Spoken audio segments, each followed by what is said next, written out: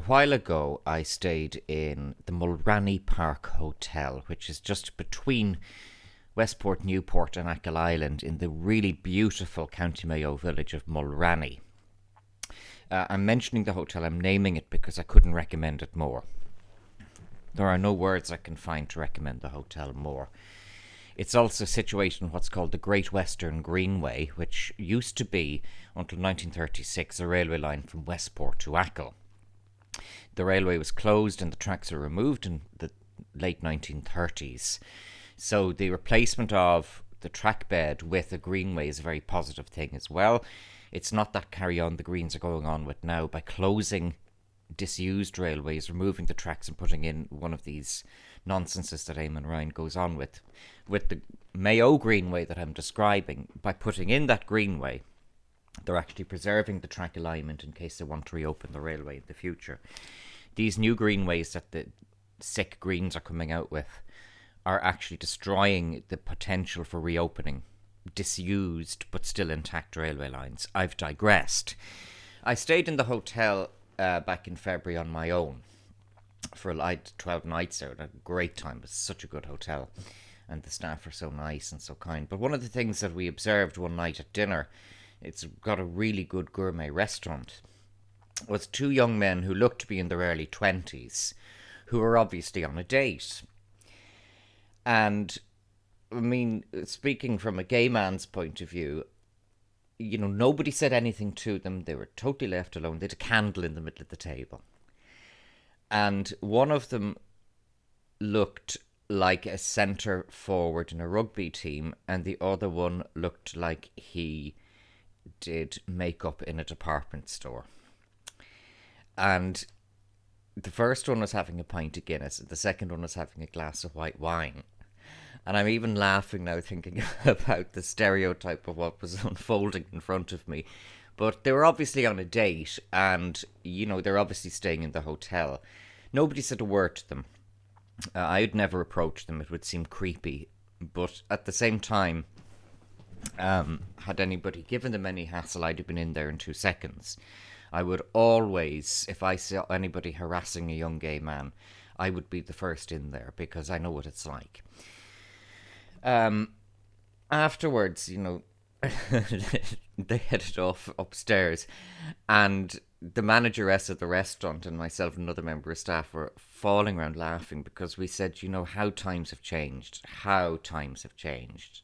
you know, and how positive it is that young adult gay men, and I use the word adult, I'll explain that shortly, can feel comfortable to do that. And I have to commend the hotel. I commend them very, very seriously for, you know, first of all, taking the booking, and secondly, for the effort that they put in to make these people feel welcome. I can't congratulate them and praise them enough for... But generally, it's an excellent hotel. It's a superb hotel. I couldn't recommend it more. This is one of the hotels that's been fucked over now by the lockdown, and it's just dreadful. It's dreadful.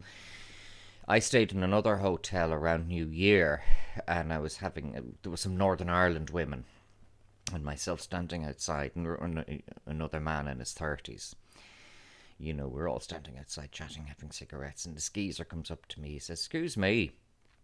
"Yes," I said. He said, "Are you gay? Because I just wanted to say that it's totally obvious." I said, "Come here, till I tell you something." I said, "It's obvious to me that you're looking for a fight. Now," I said, "I'll give you a fight, and I'll give you a fight quicker than you can imagine." "No, I'm not looking for hassle." Then I said, "Shut the fuck up and get out of my face." I said, "You'll be in the news when you're being fed through a straw next week."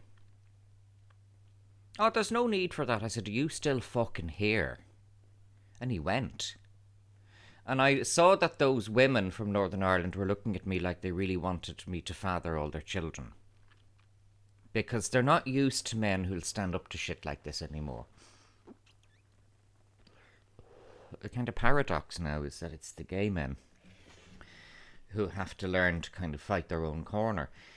This is in the context of something that I saw, good old RTE reverting to form, although they never left it. There's a tweet, I saw a tweet today, RTE talking about a 15-year-old gay fella, and how hellish his life is in some school in Drogheda. Well, you don't need to be gay not to like living in fucking Drogheda. That's not got anything to do with your sexuality. I have the deepest sympathy for him for living in Drogheda. The gay thing I'm not so sure about, because first of all, this is the most important part of it, he's 15, so he's a child. The age of sexual consent in this country is 17. I don't think that's too old. I don't think that that's too old. I think 17 is just about right. There are many arguments around it. No, I don't. I'd almost make it 18, except for the fact that they start. They start before they're 18. So you might as well be realistic about it. So in Ireland, the age of consent, whether you're gay or straight, is 17. I think that works. On a balance, I think that works. But there's this kid who's 15 talking about being gay in Drogheda. And it's offensive to me for a number of reasons. Firstly, in the context of what I explained in Mulranny, young men who are gay today don't suffer the level of abuse that people of my age at 47 suffered when we were their age. Things have changed enormously in this country. If those two young men in the hotel were to be harassed by anybody, first of all, I'd have dived in, but secondly, there would have been considerable protections in place for them which would have been taken seriously.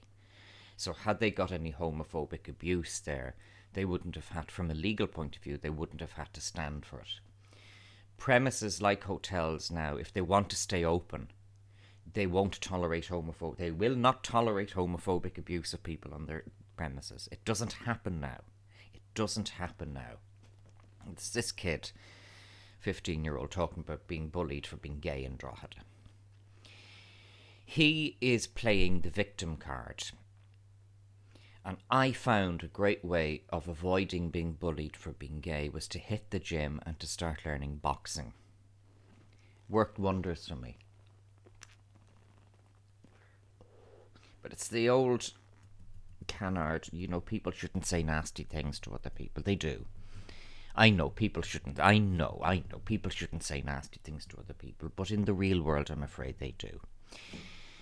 And that man who was harassing me in the other hotel earlier on that I described didn't have an issue with me being gay. He had an issue with himself being a twat.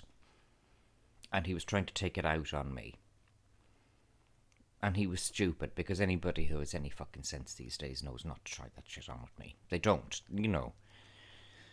It was surprising. It was the first time in about 10 years anybody had done that to me. But I put a stop to it fairly quickly. And the other people who were around weren't impressed with him at all. They went off. Some of them came to me the next day or later that evening and said, we told him he was a fucking asshole. Well, thanks, I said, I appreciate that. I said, he obviously fucking was an asshole, wasn't he? I said, and that's not a homophobic thing. That's because he's an asshole and he knows it. He's a failure in life. Just look at the state of him. Look at fucking how he carried himself and the way he spoke, leaving aside what he said. Just look at the fucking... So you wouldn't piss him if he was on fire. So, but thanks, thank you guys.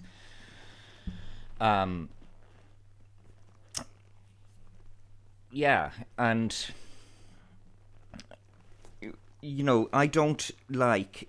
Anything that comes out of RTE immediately gets a red flag from me. Just that's automatic. These days, if it's from RTE, it's got a red flag. So this kid of 15, in my opinion, possibly is being a pawn here, and he is only 15. And nowadays, for a gay person like that to be playing the victim card is actually... It's counterproductive from his point of view. It's counterproductive for gay men like me. When I went to secondary school, when I was his age, I can tell you about getting serious, prolonged abuse for being gay. I can tell you about that. It's why I joined the gym. It's why I put a gym in my own home. It's why I work out all the time. It's why I took up boxing for a while. This is the thing. It's not about being gay. It's about being a victim. It's about playing the professional victim card. And it's particularly remiss of RTE to be cynically latching on to this kid who, in my opinion, is gullible. He's only 15. He likes the bit of attention he's getting, the little round of applause he's getting on social media. Oh, you're so stunning and brave. Stunning and brave. You know, it's Philip Schofield thing here. But digressing from that and moving on is the issue of a 15-year-old. A 15-year-old shouldn't be having sex. Maybe they are. Many 15-year-olds have sex. They still shouldn't be. And when we are referring to a 15-year-old either as gay or straight, what they're doing is they're propagating and continuing that subliminal message and that neuro-linguistic programming about the reduction of the age of consent, whether you're gay or straight. The sexuality actually has nothing to do with it. Let's turn that thing from RTE today on its head. 15-year-old comes out about being straight and talks about riding girls. How would that sound? How would that actually ride then? How would that translate or map over if we were to do that? And if you do that, then suddenly the agenda of sexualization of children suddenly becomes more apparent. You see what they're actually at. This year was an epiphany for me, because I used to be cynical. Now, I am cynical about all these things. I'm always skeptical about things that come out from anywhere. You must always be skeptical. But I had been skeptical about the notion of an agenda to sexualize children. I'm not skeptical about that anymore. There is an agenda. There very clearly is an agenda to sexualize children. We've been seeing this more aggressively promoted from the middle of this year onwards. And I don't need to go into the details about it. I've gone into it very, very explicitly in the past. I've asked important questions of people in power, and they've still, to this moment, are still refusing to answer it, particularly about who they associate with presently and in the past. I also believe that pride is a Trojan horse for sexualization of children. The agenda is an international one, it's a global one, and it's something that they are absolutely relentless about. Sexualizing children, lowering ages of consent, blurring boundaries. Gay sexuality is a minority sexuality. Conservatively, if we wanted to be optimistic, we could say the majority, the biggest number of people, the biggest percentage of people who could be described as gay is 10%. So that means 90% of people are heterosexual. Gay people do need to accept the fact that we are in a minority. That's okay, so long as we're a protected minority. But we are protected. There are laws in place now to protect us from being abused and from being discriminated against. Furthermore, it's like what I said in the hotel in Mayo. People don't care anymore. They've moved on. So two young guys in their 20s who are on a date and staying the night in the hotel, no one cares. No one cares. Although, as I said, it did please me to see how things have moved. You couldn't have done that in the 1990s. You couldn't have done that. The hotel mightn't have taken the booking. Who knows? Things have moved on. The distinction, of course, is that those two young men in the hotel were in their early 20s. They're consenting adults. Whereas what we see from RTE today is a child of 15 who's still in school. Big difference. Big, big, big difference. And when they're that age, I say this having been a secondary teacher, the difference between 15 and 16 and then 16 and 17 is enormous. There are huge differences. A 15-year-old isn't ready to have sex and isn't ready to be sexualized under any circumstances. But we're getting back then to the professional victim thing. The professional victim thing. I put up a tweet in response to this in RTE, basically telling him to stop being such a fucking crybaby. Get into the gym, man up. You're a man. And this, it's more important in a way for young gay men and for gay teenagers. When I was teaching, I remember there were gay kids who would try and latch on to me, and I refused to have any of that because, that's Nancy carry on. I'm not going to go down that road. I was there to teach them English. I wasn't there to be a counsellor. You would see gay kids. I remember one particular instance where a gay kid was really being persecuted in a school, and I raised it formally with the management of the school. I said, this kid is really, really at the receiving end of prolonged abuse here. I did my duty. But I'm not going to be a big brother to them or, an uncle figure to these kids, because they have to sort their own lives out, and I'm there to teach English. I'm not there to be a counsellor. That's a blurring of boundaries as well. Effeminate boys can get terrible abuse in school. And that's, there are already procedures in place in school to deal with bullying of that nature. You will come across school principals, I've come across many of them, who do not give a flying fuck about the bullying that goes on in their schools. That's a separate matter. Oh, I've come across some principals who are vermin. Absolute vermin. I wouldn't make a good school principal. I'd be too concerned to run the school properly.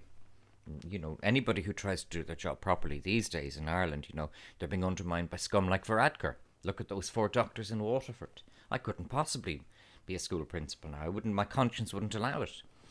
My conscience wouldn't allow it.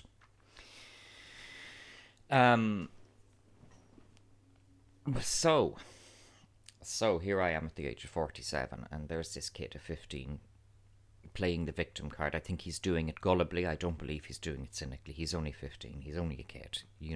I think RTE, though, it's RTE being RTE, and this gets back, leaving the gay or straight or sexual thing out of it. This gets back to the fact that RTE is an enemy to the people of this country, and is, continuing to spread filthy propaganda, as well as, in this specific instance, spreading the notion of sexualizing a teenager. This is why, it's getting back to the project. We've got to get rid of RTE. We've got to break them up. RTE is state subsidised. So they have a commercial advantage over all of their competitors in the Irish market. That ostensibly was to give RTE the freedom to challenge the system and to have independence when they're doing editorial choice. But instead, particularly under John Williams, RTE has abused that advantage that they have. And rather than using it to challenge the system and to use that freedom and independence they have, what they're doing is they have abused their advantage and their state subsidy to propagate the establishment line. So far from, it's actually the opposite of what it was intended to be. RTE was set up, RTE Television was set up in the 60s, the early 1960s, Televisherian it was called. It rebranded then later on as RTE, Radio Televisherian. There had been Radio Éireann before then from the start of the state. And the government at the time, and those in charge of RTE in the early days of RTE Television, were adamant about the fact that it would be independent of the state. Gay Byrne, for all of his faults, very much embraced that. Gay was independent. Nobody told Gay what to do. Gay wasn't great, but he was good enough insofar as he had the courage of his convictions and he set his own agenda. That's what you have to be a good TV person, a good journalist. You have to set your own agenda. Whereas the agenda of RTE now is to take every single line from the Fine Gael spin unit and to repeat it. So this article today on RTE about a gay teenager, that's establishment propaganda. It's establishment propaganda. There's nothing in any way challenging about that or in any way taking on the system. If they wanted to do something that was anti-establishment dealing with gay teenagers, they'd be saying how gay teenagers deal with bullying by getting into the gym, learning boxing, playing rugby, learning self-defense, learning assertiveness, learning to stop being a fucking victim. But if they did that, then they wouldn't be RTE.